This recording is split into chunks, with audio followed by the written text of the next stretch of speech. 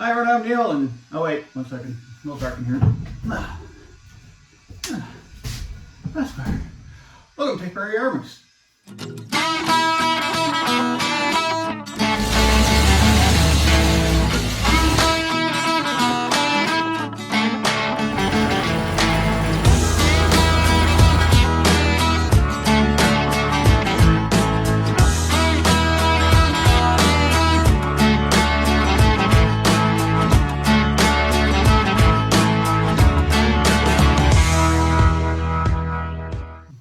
So we're back in the van body, and a few things have changed. We actually have lighting now.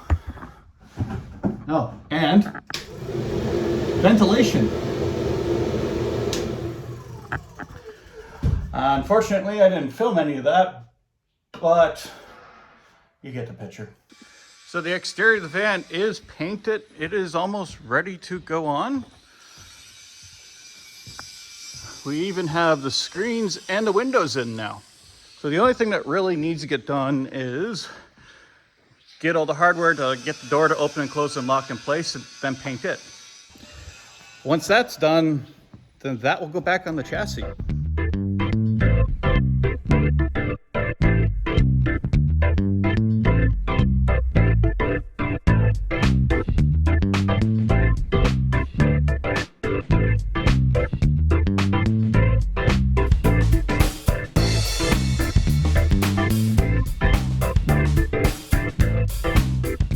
Now that the cab's on, I'm going to dive back in electrical.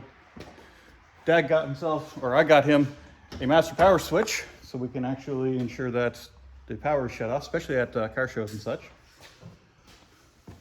The DAS switches are almost in, gauges are in. We got to double check to make sure everything's ran properly, and then we're going to have to make a octopus to hook into all of the headlight switches. You mean like this? Yes. So power comes in, and then it's going to be spread somehow through all 1, 2, 3, 4, 5 switches. This is going to be fun and time consuming. All right, so here's the main headlight switch assembly, or light assembly switch. So what we're going to have to do is make an octopus, basically. Maybe it won't be an octopus, but we need power into all 5 of these switches. Now with the switches, you have tail lamps in 3 different places.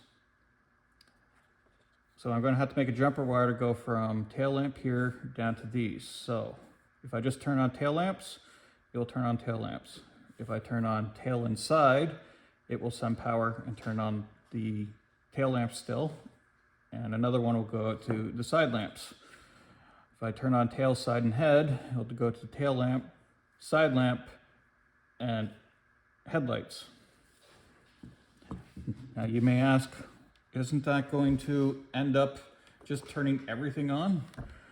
Well, switch off. I have no continuity between these.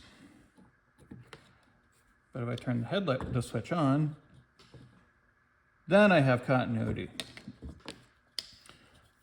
So there is isolation with the switch off. It's not going to backfeed through the switch and turn on everything else. It is isolated for each circuit, which simplifies and make things simpler in some ways and easier for me to understand what is going on. Hopefully that makes sense to everybody else. So now I'm going to make a jumper for the tail lamps. Then I'll make another jumper for the side lamps. And that should be it for simplicity. Fingers crossed.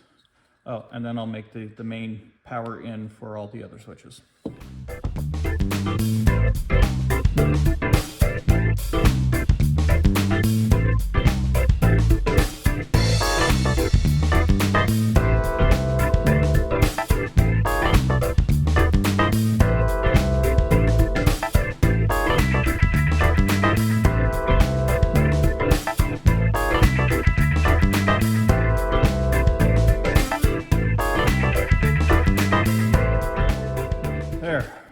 Simplified. We got power coming in. I went to the 3 switches. but it also parallels out. So now I don't have as big as a rat nest. Tail lights, side lamps. So all we have to do now is actually hook in the wire to the dash lamp, the side lamp, and the headlight. And that should be it. Because this will go to the headlight switch to the high-low beam. This will go to the side lamp post, and this will go to turn on all the dash lamp lights. It's a lot simpler now that I understand what I'm talking about. And I said, all these switches are isolated when the switch is off, so there's no cross feeding from here unless this switch is turned on.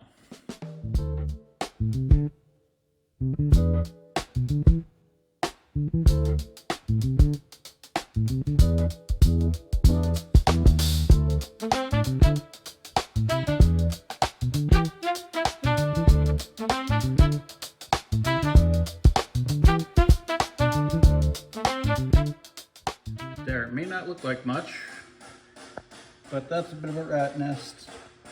The only thing I couldn't figure out was this one. We'll come back to that later.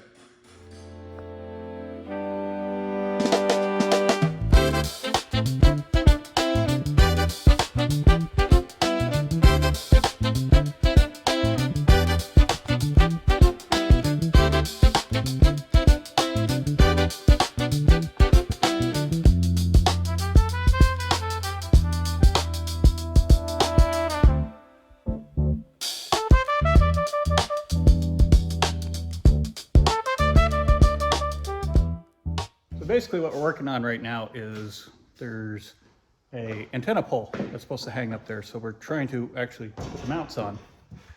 So the antenna sits between these two pieces here. And we're making these brackets to bolt here.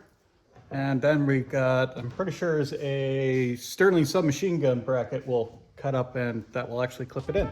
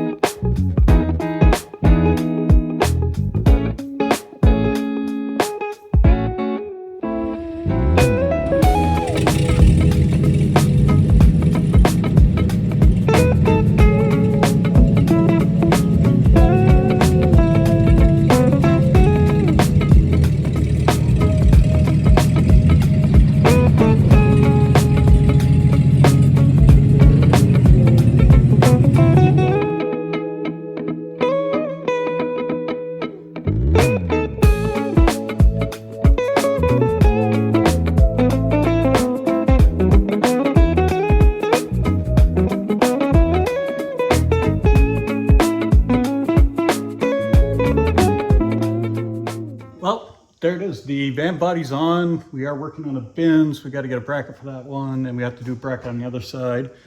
Then it's the jerry can holders. And then we can start putting the front end on. So more to come in the future.